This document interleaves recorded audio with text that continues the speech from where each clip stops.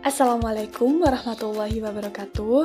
Saya Fitriyatul Nurfadilah dengan nomor induk mahasiswa 208111001017 dari Prodi PAI angkatan 2018 di STIT PGRI Pasuruan. Pada video ini, saya akan membahas tentang materi jabatan profesional dan tantangan guru dalam pembelajaran. Adapun video ini untuk memenuhi tugas mata kuliah profil tenaga pendidik dengan dosen pengampu Bapak Miftahul Munir MPDI. Baik, langsung saja kita ke materi pembahasan. Jabatan profesional dan tantangan guru dalam pembelajaran. Yang pertama, kegiatan guru dalam pembelajaran. Adapun pola-pola untuk membentuk pembelajaran efektif di antaranya, yang pertama, penyajian informasi, yaitu guru menyajikan informasi kepada siswa bisa dengan menggunakan metode ceramah, berbicara dengan informal, menulis di papan tulis, memperagakan, dan menggunakan bahan pandangan dengar. Yang kedua, belajar mandiri. Dalam hal ini, siswa belajar sendiri sesuai dengan kecepatannya.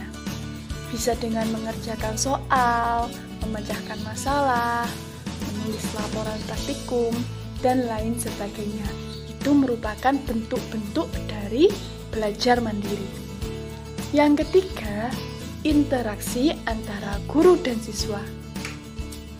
Dalam kegiatan ini, yang terjadi yaitu tanya jawab, diskusi, kegiatan kelompok kecil, dan lain sebagainya, di mana terjadi antara guru dan siswa itu berinteraksi. Selanjutnya, kondisi dan asas belajar yang berhasil.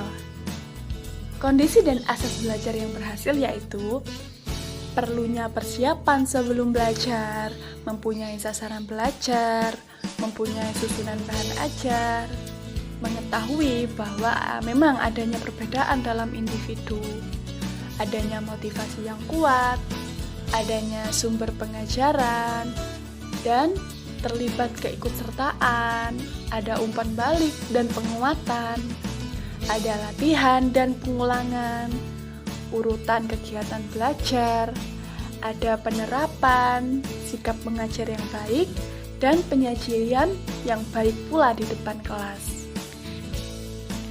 Selanjutnya, metode penyajian. Tentu dalam metode penyajian itu mempunyai keunggulan dan kelemahan. Yang pertama, keunggulan metode penyajian. Ceramah atau format penyajian itu telah dikenal dan diterima secara konvensional, sehingga mempermudah para pengajar. Pengajar sudah mengenal dan menggunakan metode penyajian model ini, sehingga mudah diaplikasikan. Lalu dari segi tujuan pembelajaran, waktu dapat dihemat karena dalam jangka waktu tertentu lebih banyak informasi yang disampaikan.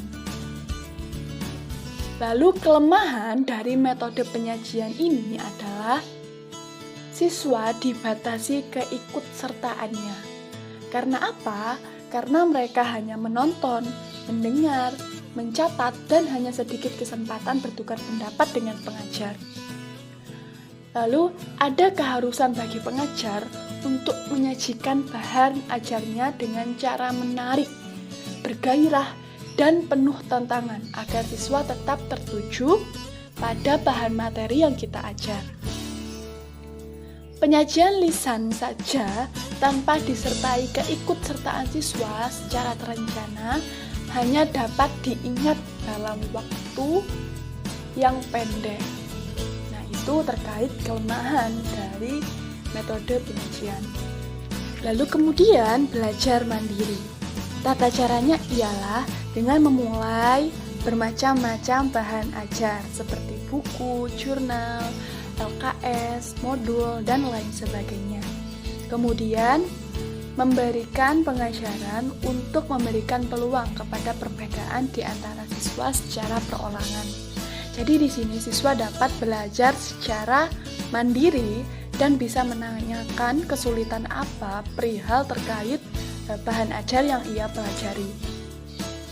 Untuk itu, yang harus diperhatikan oleh guru adalah menyiapkan bahan ajar untuk berbagai ajaran dalam sebuah mata pelajaran yang mempersyaratkan penguasaan berbagai istilah dasar dan beraneka fakta. Jadi menyiapkan bahan ajar dulu dan mempelajari istilah dasar dan fakta-fakta yang terdapat di dalamnya. Yang kedua, mengarahkan penelaahan tentang suatu pokok bahasan.